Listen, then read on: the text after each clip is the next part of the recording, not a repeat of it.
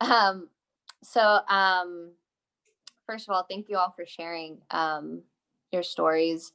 I and it's almost like this is something I work through. Like, even though we're in a safe space, and I know you guys are all open to hearing me, like I have this like I feel like throughout my whole life, I've always had very low self esteem. So it's like I have this voice in my head that's telling me, oh, you're not important. You're not, they don't care. No one wants to hear you, you know? And it's like, I feel like now I'm at a point in my life where like I hear it still and I acknowledge it, but I can let it just pass and not let it get to me, or at least, not let it take over in a sense.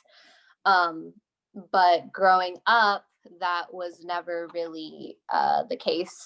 My parents got a divorce when I was 6. And so that is where I feel everything started to go downhill, because my parents didn't handle it well. I mean, they fought over me and my sister, and put a lot of their anger and hate towards each other to us, and making us choose a parent, or trying to make us hate the other one. Um, and that was very hard to understand as a child. And then I had to go back and forth my whole life between parents. And so when I was 6, I was staying with my mom at my grandma's house, and she had a older friend, a male, staying with us. And it's now that I'm older and can kind of process everything that's happened. It is, and trauma is very interesting, because coping with things, you sometimes it goes out of your mind, and you can't see details, but you feel it and it's there. This man was, molesting me for many years, and I have like brief images and flashbacks of it. And it's I'm Mexican, and my culture, mental health is not something that's even acknowledged, or bringing up things of that nature. And so like experiencing that, and then on top of that, dealing with my parents. And then I was not a thin child. I was very chubby since forever. And so dealing with my parents at home, and that, and then being bullied at school because of my weight, and then having braces, and then it was a lot, and I didn't know how to handle that, especially being in elementary school, and then to move into middle school, and that continue. Um, it I think that's a lot of where my low self-esteem came. And then growing up, and then becoming a teenager, and school was not a great experience for me. I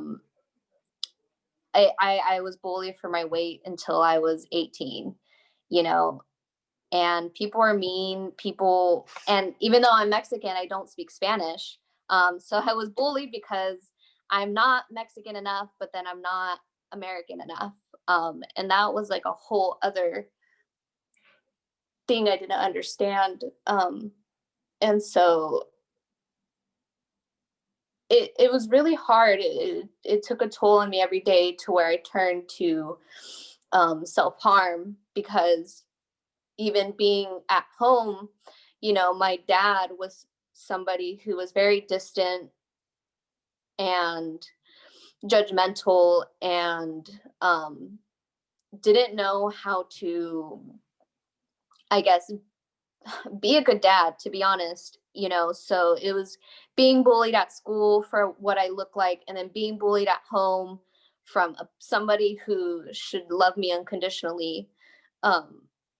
Self-harm really was a way to release some of that that negative, like, I don't know, it was almost like I was punishing myself for not being good enough, for eating, because I'm already big enough, like I shouldn't be eating, or I shouldn't be eating this. And then at that point, like once I hit 18, even before that, I made sure I got a job as soon as I could. I became as independent as I could, and I got the hell out of there. And becoming an adult, I mean, as you all can know, is a struggle. It's hard. And so I started dating a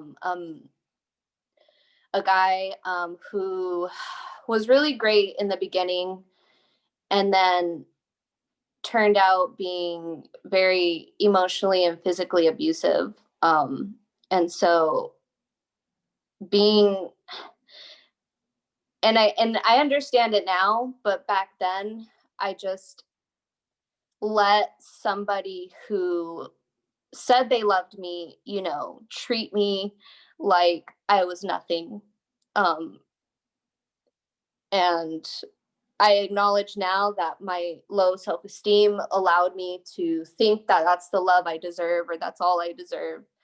But being with that person, when you're with someone who's abusive, whether it's emotionally or physically, they make you isolate yourself so that they can have you to themselves. And it was like an emotional roller coaster that I could not escape, because even though they're treating you horribly, you love them with all your heart. And it's I had to get help. I had to luckily my neighbor was aware of what was happening, and talked to a friend that came over, and they got me out of there. um and I'm so thankful that somebody spoke up for me when I couldn't, um because I don't know if I'd be here today. um and I forgive him, and it's in my past, but it's definitely still affects me today, like hearing things that are triggering, or a loud noise, or someone coming up, unexpectedly. Like, trauma lives in our bodies, and although I'm stronger today, I know it's there, and I acknowledge it, and it's a part of me. um and so that was something that really, really is was one of the hardest things I went through, but also has made me so much stronger. And I would say, like, the one thing I've been trying to battle too is the fact I've had two abortions in my life, both decisions I still don't know how I feel about. Um, and I'm it's I got pregnant from that man, and I would choose to never bring a life into this world with that kind of person as their father. I could not for the life of me, like, you know, have that happen. And it's a traumatic experience in itself, and it's a decision that I never really thought I would have to make. And when it happened, it was like, this is life. This is my life now. And it's, you know, the second time it happened, wasn't so clear as to what to do about it. And so that's just something I've been struggling with, you know, because I don't know how to feel about it. I sometimes feel sad, sometimes I feel like I stand by my decision, and sometimes I can think about it and I'm okay. But that definitely, you know, going through everything I've gone through, and I ask myself, like, why me? I kind of feel like a lot of those things had to happen to me for a reason. I feel like my purpose in life is to help other people, to be there for other people. And so I've accepted everything, you know, and I can see it in a different way, and use it to help other people, to kind of move into some other stuff. I've always been into mental health, and so now I'm a little older and I've gone through a little bit of school, I've decided, like, I want to become a doctor in psychology and specialize in trauma. I've worked with different women who've gone through trauma, and it's just, I can relate. And so, it's just, I'm proud of myself for being able to take everything that has happened to me and channel that energy into something positive, into something that's going to make this world, even if it's not the world, one other person, you know, better, or help them live another day, or want to live another day, or whatever it may be. So yeah, I don't know, to jump into some happier things. I work a lot, but with my spare time, I just got my own place this year. So I've just been really into, making art. I love to paint. I love to draw. I love to spend time with my dog, wherever he is, and just explore my neighborhood. I've been trying to be more active. So I got into yoga this year. And so that's what I've been really into lately. And I'm trying to get back into reading, but I get distracted and bored very, very easily. So I'm always doing like 5 different things at once. So I'm really trying to work on that. I'm really trying to just focus on like one thing, and, you know, yeah, so that's me. Also, I live in San Diego. I don't think I said that. San Diego, California. I'm so proud of you. Like, I just, like, listening to that, like, that made me tear up. And I was like, I can't believe, like, you've made it through all of that. Like, just that in itself is such a big achievement. And that's so inspiring. And girl, I can't wait to see what you do in this world. Like, you're going to change so many lives. I just know it just by sharing your story. Like, don't ever doubt your story. It's so powerful. And just as a person who's gone through a lot of that, that's just so like comforting to hear. And I'm so proud of you. That's all. Thank you. Thank you. Does anyone want to go? We have time if you guys want to stay a little bit longer, but if not, we can also conclude today's meeting.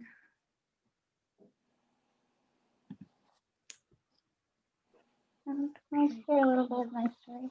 Yeah. So I have always been, I guess, looked at as the person who's like always happy, who's always there for everyone else, and who's like um, kind of like, I've always been the kind of overachiever of my family too. So when I got good grades, it was like normal. It was not like a rewarding thing after you know, after just doing well in school. It was kind of just expected of me. And I think earlier when we talked about like it not being a topic, like mental health was not something that I could just bring up to my family. Like I felt like this, but I could talk about school. I could talk about that I got an A in this class, or I did this well. And so for a long time, I just felt like that was who I became. I just became my grades. I just became a student. And so I went through a lot of trauma when I was younger, just mainly because of my dad, because I always felt like the daughter that he didn't want, because him and my mom weren't together after I was born, and but he got married and started a whole another family with his wife, and so for me, and so it just gave like birth to this like feeling of I'll never be good enough. So I always use my grades to prove that I'm good enough to be in the world, and I always tried to accomplish everything I could just for hopes that he would notice me, that sorry, that that he would say good job, or I would try to overachieve my sister, because there were times where I felt like,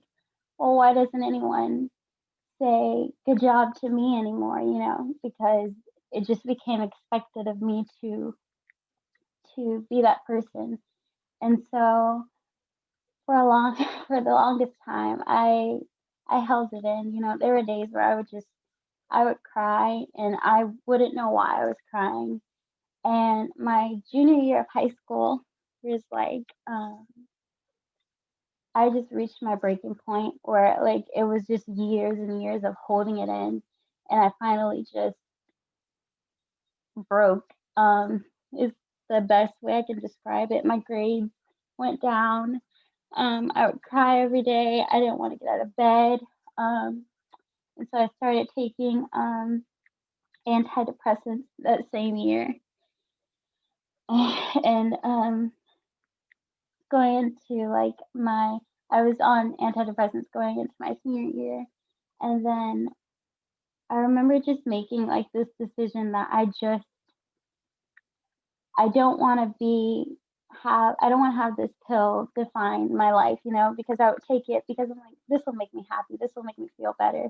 You know, I thought it was normal. Like you said earlier, like it's normal for me to feel this way. I just need a little help getting out of bed. And, and then after that didn't work, I thought, okay, well, maybe I just need to move away. So then I moved away to college, but I was still so sad. And that sorry that made me become suicidal again. I just remember this one time in college where I just walked out of my dorm room and I was for sure like this is it for me, like this is the last day I'm gonna live. I'm not like I can't do this anymore. I can't put a mask on anymore. I can't do any of this anymore. And I just remember standing literally um at the edge of the lake and just remembering like everything inside me saying like don't do this, like this isn't it, like it's not over. And so that was 3 years ago. So I'm 21 now. So I say all of that um to say that it does get better. And I did go back to counseling, and I think I finally reached a point where I felt like it was okay to say I need help, like this isn't okay. Like I literally am just so sad all the time. I literally don't want to go to class. I literally don't want to get out of bed. And just saying that to someone and having them really listen to me was very freeing. It felt like somebody actually heard me, somebody actually cared what I had to say. And so, um, yeah. Um, I don't know. On a lighter note, I I like to write and read. I think you said that too. I've always loved writing. I like to write like fan fiction.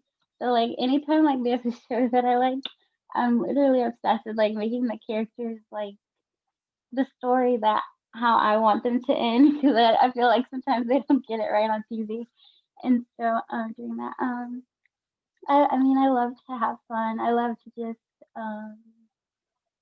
I have volunteered with like my church and stuff and at my school. And yeah, I don't really know what else to say. I'm so proud of all of you guys. Like, you guys give me so much hope. Like, there's so many days. I'm still like pretty young, relatively young compared to you guys, and it's like you guys made it this far. Like, I can too. Like, so inspirational. Um, but I really liked talking to you guys and meeting with you guys. And Joey, if you're there, do you have anything to say? I don't know. Yeah, I don't really know how to end this. No, that was. Let me get this little guy on. No, that was perfect. I really do. And I know I've heard all of yours in different aspects in our previous conversations, and anytime we do these meetings, if you feel like you come on or share your story or talk about other or just want to Hey Joey, your Okay. connection I think is Yeah, I thought that was just me. Oh, But I think yeah. Yeah, it's really choppy. Mm-hmm. I think let me. Can you see me? no, you're frozen. no.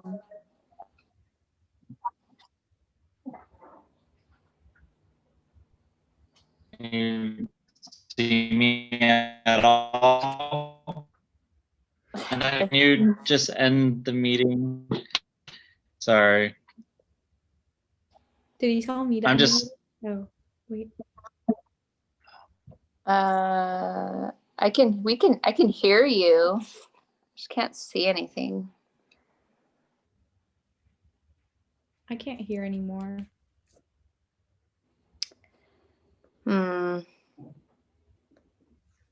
Okay. Well, it was really nice to meet you guys, and thank you for doing this. Like, it was my own mini therapy session. Oh, No, yeah. I'll put your Instagram handles in the chat so we can follow each other. Oh yeah. Yeah, it was really great talking to you all and getting to know you guys. I'm really glad I did this and you guys are too. And I look forward to more Zoom meetings. Let's see, I'm gonna I add hope we mine. can actually like meet one day in person. That'd be so cool, honestly. That would be, yeah, I agree. What is my Instagram? Hold on. I'm like, wait a minute. Okay, there it is. Okay.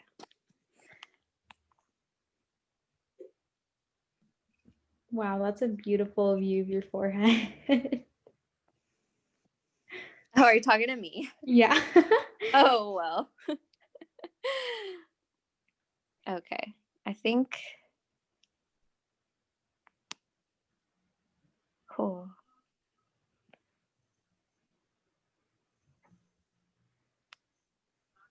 Can you guys hear me?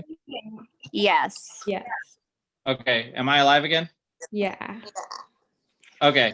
All right. So I just want to say thank you all for joining this meeting. Ananya, great job with leading the meeting, and this is what the safe space is. Like, it can go into a million different directions. This is why when you and I were talking about it, I was like, you can either choose a subject and everyone kind of stay on one subject, or if you let it go open, it gives an opportunity for everyone to truly speak what's really on their mind.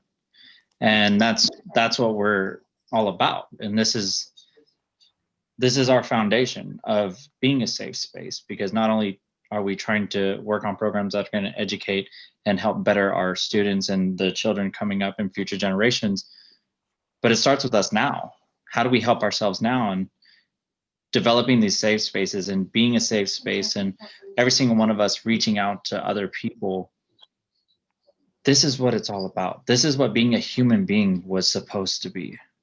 maybe not virtually, but this is what we were meant to be. As we are supposed to be compassionate, we are supposed to be there for each other.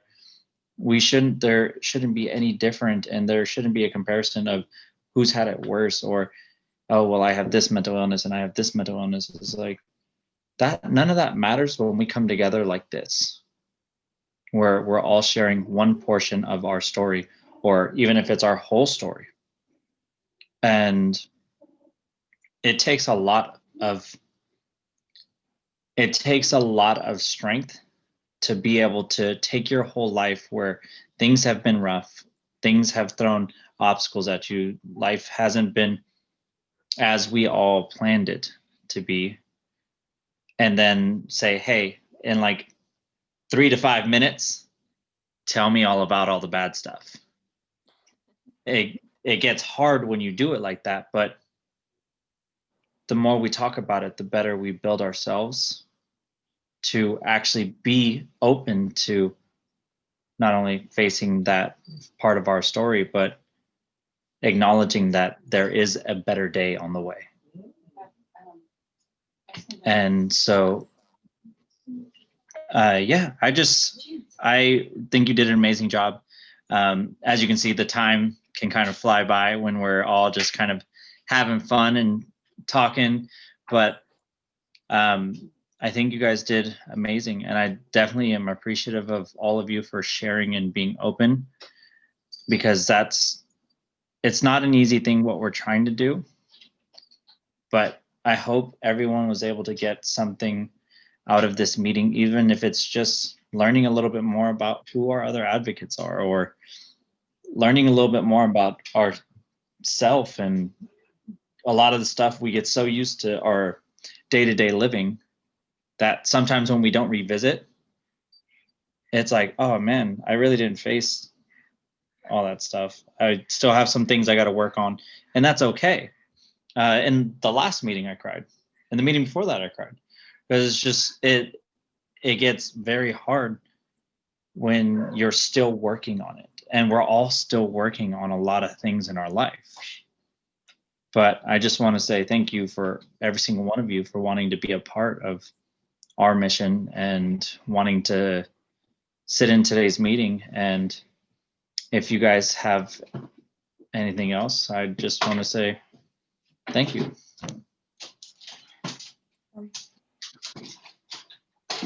Yeah, I just want to say thank you guys for sharing. It made this like a lot more comfortable and conversation like versus just like staring at a little box on the screen.